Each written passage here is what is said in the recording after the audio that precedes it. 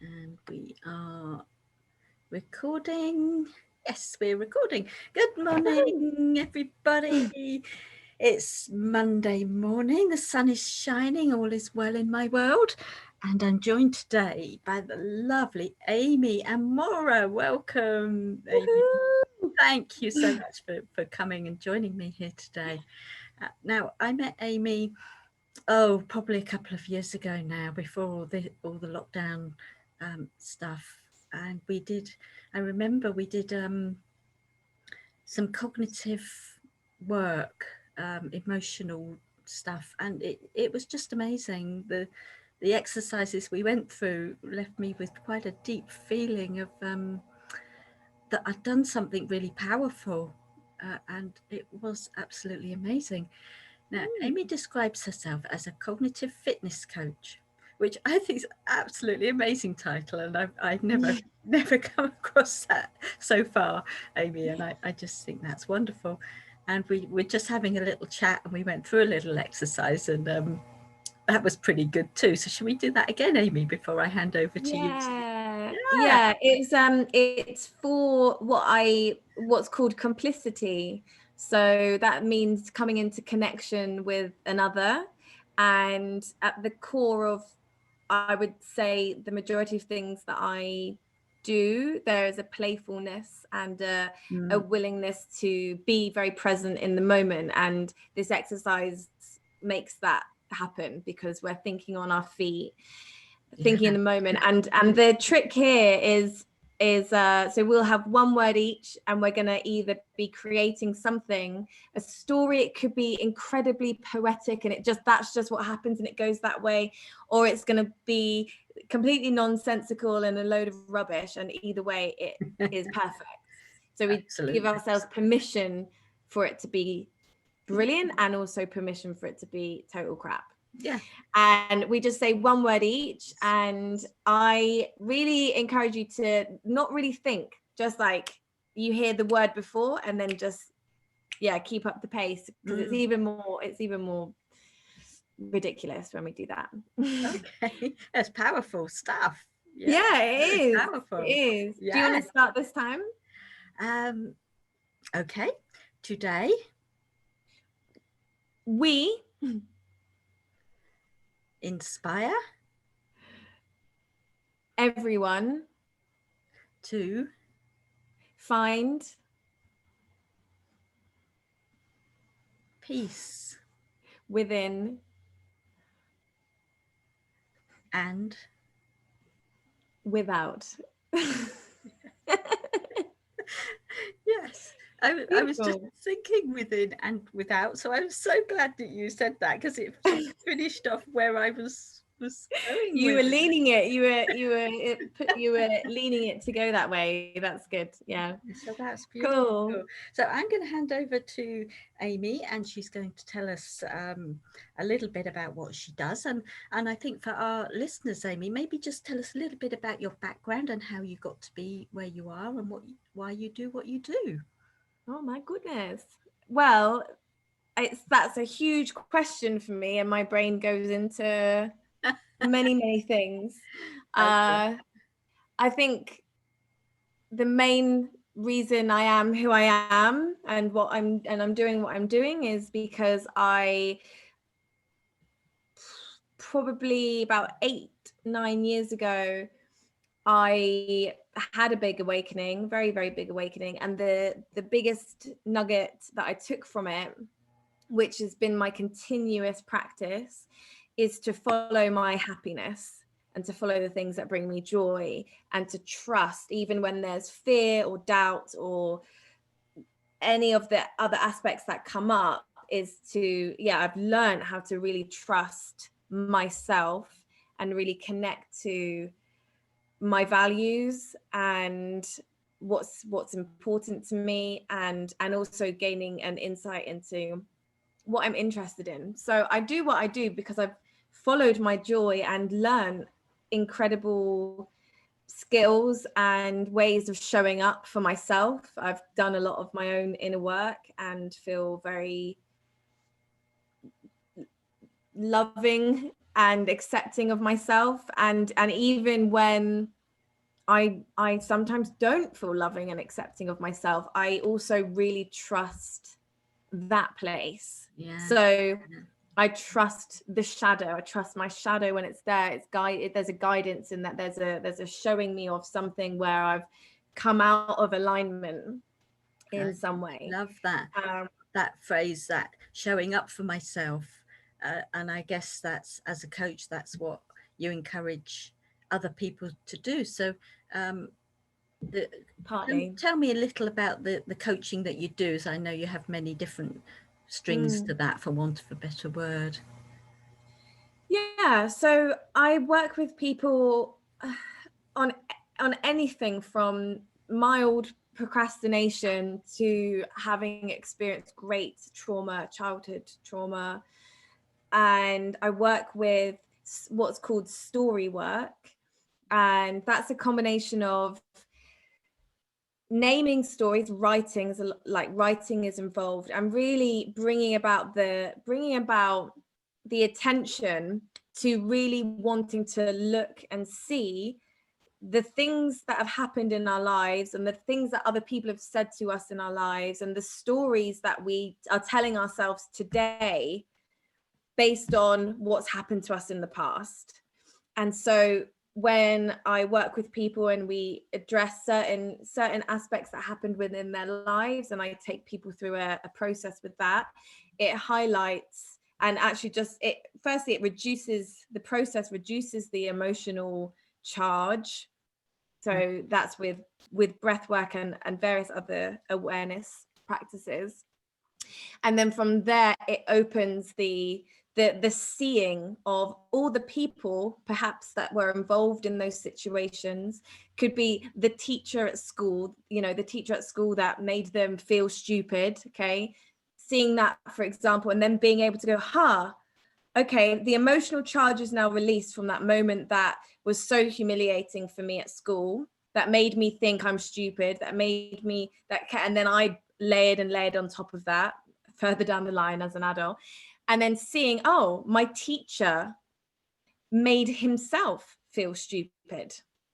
And separating, there's a process of separating and seeing like, they had their stuff and I had my stuff and they were doing their best, and basically going through a process and bringing in compassion. And we can only bring in compassion when we've really addressed and really honored how it made us feel, because it is valid. Our feelings are so valid. And so that's really important. I think in a lot of spirituality stuff, there's a lot of spiritual bypassing and everything's really positive. And yes, I just focus on the positive, and it's missing a vital piece, which is honoring our inner critic, our inner child, the parts of us that have trauma. And that's the shadow work aspect. And then from there, people will naturally go into a place of integration and integrating that new learning, and it shifts, it changes the brain, it changes the perceptions of what happened, and supports people to move from elements within themselves where they have been victim, which is valid. My question is always, do you want to stay feeling like a victim? And most people do not want to stay feeling like a victim. And so that's the work. It's like, okay, let's take responsibility where we can and do the inner work and release and see those aspects of ourselves and have self-compassion first and foremost. Yeah. I mean, that was a big ramble about stuff. Yeah. And I know you work with groups and individuals, because I've been to some of your group work, but obviously now at the moment that's not possible in the physical. So are you doing things on Zoom? How are you operating? Yeah, I'm doing a lot. I mean, my one-to-one coaching works amazing on Zoom because because there's writing involved. We use a Google Doc and we can both see this Google Doc, and it's incredibly effective. I love it. And then group work, I'm offering various workshops. I'm actually absolutely loving offering free workshops, which are highly valuable and free, and I'm getting so much, I have so much fun with it. My main one I'm doing at the moment is a goal setting workshop. It's I wrote it as "There's still time to write your 2021 goals" at this 2021 goals workshop. Yeah. And it's it's more than just goal setting as well. I really go into the language that we use and awareness of soft language. For example, soft language meaning when we put a probably in a sentence, or a one day, or a maybe, or an I think I want to do that, etc. And we go into how soft language, we use soft language as it's a conditioning, and we actually end up diminishing ourselves in some way with our language. We don't even realize this. Like, okay, let's make ourselves smaller by saying, yeah, I probably want to go for that goal. I probably want to make more money a month. And also we go into negations as well. So when we say things like, I don't want to not have money, or I don't want to stay unhealthy and overweight, for example. And it's and then my work and my joy for this work is bringing about attention of, okay, well, that's what you don't want. What is it that you do want? Because we're so programmed to just focus on what we don't want. And when I say, for example, Jackie, if I say to you, I don't want to be alone anymore, okay, I've just said that, saying I don't want to be alone anymore. What's the picture in your mind that you see of me? Oh, I didn't know you were alone. So it reinforces that, it reinforces the aloneness. And you see me alone, dark environment, heavy. Okay, if I say to you, Jackie, I want an amazing relationship where I feel really met and I have a lot of fun, I'd say, yeah, I want that too. Yeah. So it changes I it. see what you mean. Yeah, I can see It's changing it. So not only do I see that image of me being alone, you do, the universe does, and that's the signal that's being sent out. So with awareness of our language, we can change our reality. And I fundamentally believe that. Yeah. Yes, I can now see you hand in hand walking off into the sunset with somebody absolutely amazing. Yeah, and I see that for me too. Yeah. Yeah, It exactly. does. And It does reinforce it, doesn't it? and it's subtle. It's subtle, and we, it is conditioning, it's societal, and it is very possible to change it with awareness, with recognizing, like, oh, okay, that's what I don't have, or that's what I'm not going to do. What am I going to do? I'm not going to get myself in that kind of relationship again. And what happened? What's going to happen? I'm not going to, because it doesn't matter what's the pre bit. You hear the second part of it, getting into that same kind of relationship again. Yeah, I certainly see that. And what you're saying about the soft language there, maybe that's disempowering in some way. Very much so. Yeah. And especially, and if I may so boldly say, for women, our conditioning of being smaller, playing smaller, being quieter, just this, smallness. I think we have that more than men, and men have other things that they're conditioned more than women, i.e., expressing emotions. Typically men are, so there's areas of which that I see that are very imbalanced, and I like to bring attention to it. I really like to encourage people to own their gifts and to take space and to shine. And it's an amazing field to explore. So looking to the future, where do you go with your your groups and your one-to-one? Do you have a bigger vision as such? No, I've got a tiny vision. It's so small, and I I have a huge vision, really big vision, and specific goals. So that's part. It's like, yes, I have a big vision, and in order to take action, I'm really aware that it's like, okay, this is my next pieces that I'm focusing on, and my next work I'm focusing on is continuing working with people one-to-one, and then I'm introducing very soon a group program called the Love Thyself Rebels Academy, which is going to be great. And it's called that because it is an act of rebellion to love ourselves and accept ourselves in our society. So Love Thyself Rebels Academy, and there's going to be a lot of focus on communication skills, expressing, not only it's really easy to say, okay, let's just express ourselves more, or express ourselves and be vulnerable and express our heart. But actually, I think over the last 3 years, I've learned actual language so I can.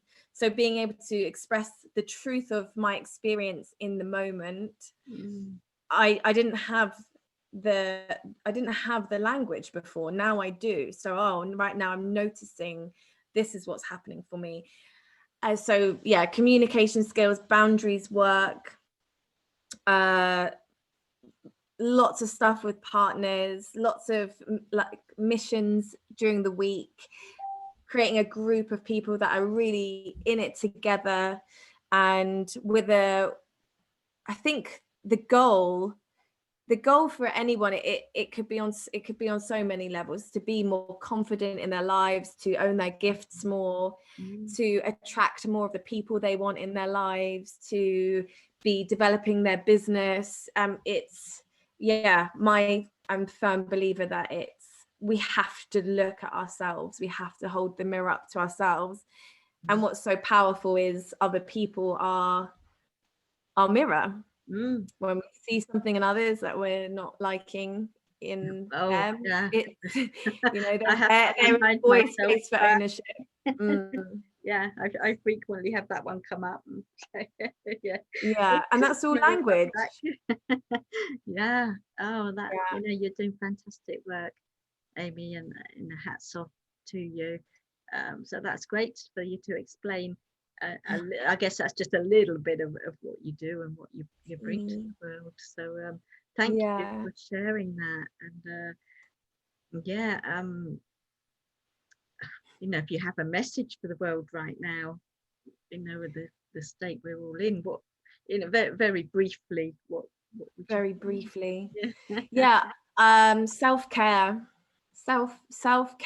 find out what that means to you as an individual, and work self-care. I mean, that's been my own process for a number of years, and I'm now at the point where it is non-negotiable, and that means that can be a combination of yoga, meditation. It always in the morning I give myself 2 hours. Now it's roller skating, and journaling. Right. And I would, if someone hasn't got any part of that yet, I would say looking at how that can become a reality, and what are the small things, what are the manageable things that people can start bringing in. And it can be so gentle. I work with people that have like never thought about that kind of thing, and then people that have thought about it a lot, and there's still blocks in the way. So I think gentle and manageable goals. Which is still self-compassionate, and sustainable as well. It's much more sustainable if we're more compassionate with ourselves. And I should say then that self-care is so important, especially now. Certainly for me, I have to go for a walk every day, I have to get out in fresh air, I have to get out in nature, and that's a non-negotiable. I have to make time for that now, listen to the birds and let that feed my soul. And then it all sort of starts to generate back out from there. So wonderful, thank you so much. When you said about skating, because you mentioned skating earlier, and I had visions of you ice skating. Oh I thought you were yeah. going to be on skating on ice one day. I'd be cheering for you. I'll look when I improve more, I will look like I'm ice skating. That's Oh for wow. Oh, but yeah, quad wheels. yeah, And yeah, and my next event is a goal setting Sunday, cozy Sunday vibes goal setting workshop on February the 7th at 4 p.m. UK time. yeah, and I'm really hoping to be on that one, so I Yeah, might well see you there. yes, Well, I'll please. see you Yeah, there, and Amy, but yeah. yeah, I'm talking to our audience now. So yeah, yeah, hello. if you like what Amy's been saying, I'll be posting all the details. You have a website, do you, Amy? I do. It is being refurbished. So it's amyamora.com. And you'll see my name here, hopefully, amyamora.com. And I have a Facebook group called Supercharge Your Life with Amy Amora. And Oh, I'm also going to be having a weekly Supercharge Your Affirmations free call starting from next week on a Wednesday or Thursday. So I'm still sussing it out. So Supercharge Your Life with Amy Amora on Facebook. wow, fabulous. And when I post the video up, we'll have all those details for you underneath the video, so you'll be able to have access to them. So thank you so much for joining me, Amy. Thank you, It's been Jackie. an absolute pleasure. And I will see you on the course on Sunday. Yeah, I hope to see you there. And anyone who wants to join, you're very welcome. A big love to everybody, and I will see you on the next Jet Talks. Thank you for joining us.